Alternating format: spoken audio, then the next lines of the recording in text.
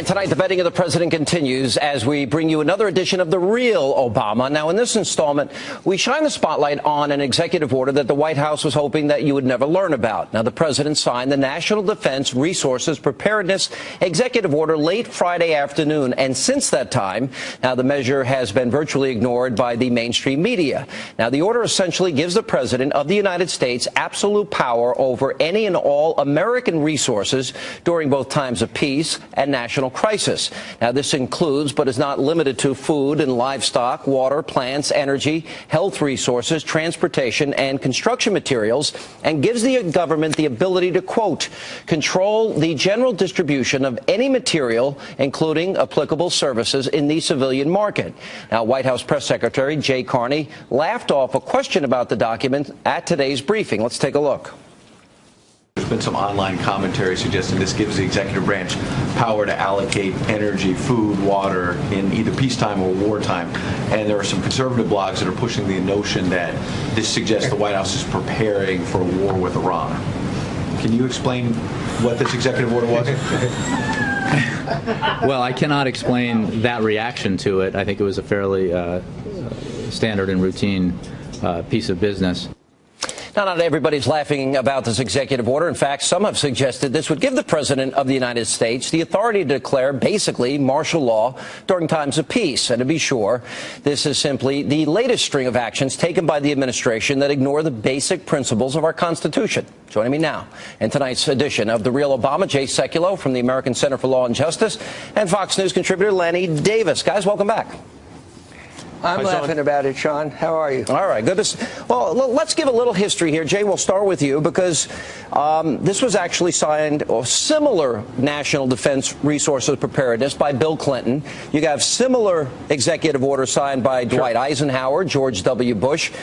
But there's a difference. There are some things that changed in this that I think has brought, legitimate criticism and concern. Can you go through that? No, I think you're absolutely right. The idea of this act is nothing new. Presidents have had this since the 1950s. But what is different about this one, different than any of the other one, is the definition of national defense.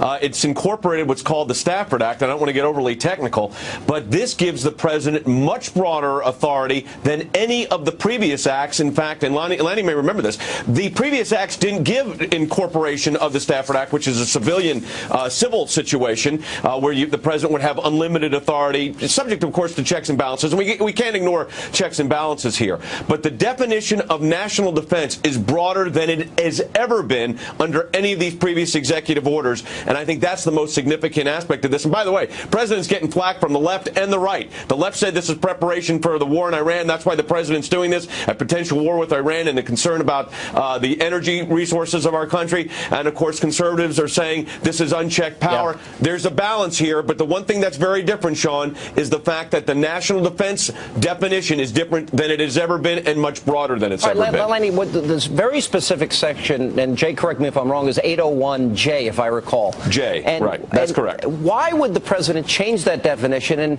Lanny, you're an expert in media. Nobody is as good as you. If you want to release something that you don't want people to find and you're in the White House, when do you release it? Late on a Friday afternoon, hoping nobody pays attention to it. Why would they release? I used to release things at 10 o'clock on July 3rd. That was a really good. Yeah, that's a good time. I got it. Nice to hear you, Jay, being your scholarly self. And I want to compliment Sean Hannity for the first time in a long time. Oh, boy. Of not being slanted and describing this as a bipartisan act that actually goes back to Franklin Roosevelt, Jay, and through Harry Truman, not just the 1950s. But he changed it. But Lanny, we got to that part. You're wasting valuable airtime. We got that. You don't like me complimenting you, Sean. He's being nice.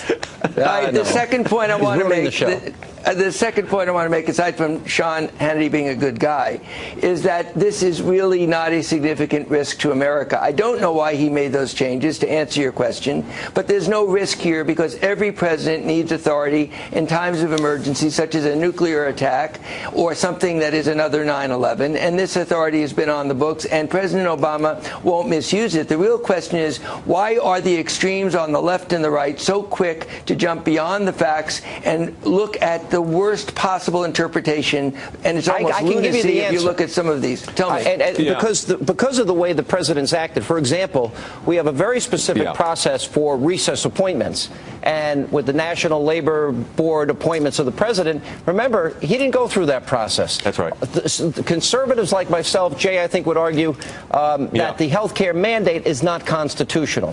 The Cato Institute actually has the top 10 instances where the president has pretty much thumbed his nose at the Constitution. And so there is this suspicion, Jay. I'll throw it to you. Yeah. Yeah, I think the biggest problem here is context. It is a document dump in the sense that it comes late on a Friday evening. That's an interesting situation. Its second is the context of the other situations. You talk about the Attorney General and the Fast and Furious situation. Then the Attorney General said he was concerned about what the NYPD was doing, which was clearly within the law, and I think the Department of Justice has now backed off on that wisely. But you look at the context, and then the definitional aspect, and I think the definition is the problem.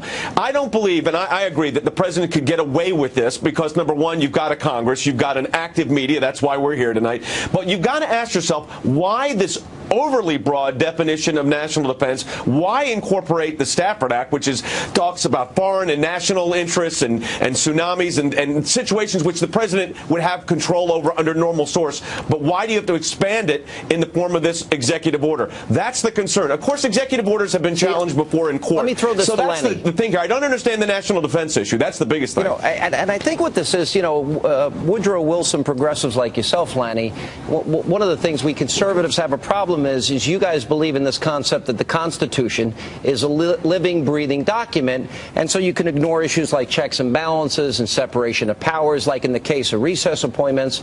So I think we're looking at this differently, and that is that in this particular case, does it give a president pretty much impunity to do whatever they want? And why change the definition, considering the president has thumbed his nose at the Constitution in the past? First of all, my point of view is he hasn't thumbed his nose, and if the Affordable Care Act is unconstitutional, let the Supreme Court decide that, not Jay and Mr. Justice Hannity. But most importantly, this is more reflective of the paranoia on the left and the right that's going on in America and polarizing this country so badly. Jay and I, as Jay is a conservative and myself as a liberal, are able to exchange views in a civil way with Sean Hannity as a civil moderator. What's going on the Twitter and the internet is lunacy. If you read some of these comments, it's not Jay analyzing this calmly. It's complete why are we lunacy. Attacking people that have and a nobody different is view? Mentioning Ronald Reagan, and I'm only saying that it's the extreme interpretation that causes the polarization in this country, Sean. And the president has never contributed to this by saying Republicans want dirty air and water and want kids with autism, Down syndrome fending for themselves. He's never contributed to this at all. I don't like rhetoric. I don't like the extreme rhetoric. Sometimes I think the president has gone too far, and so has the Republican Congress. And when there was a Republican president, there were recess appointments, guys. So let's be even. Not recess appointments while they were in session. That never happened until Obama. This session was one senator holding the floor. This session was one senator holding the floor, and that was an abuse of the Constitution. Says recess appointments only when they're in recess, though, and they're not in recess. With one senator and coming sleeping up, on is the it floor. possible that the president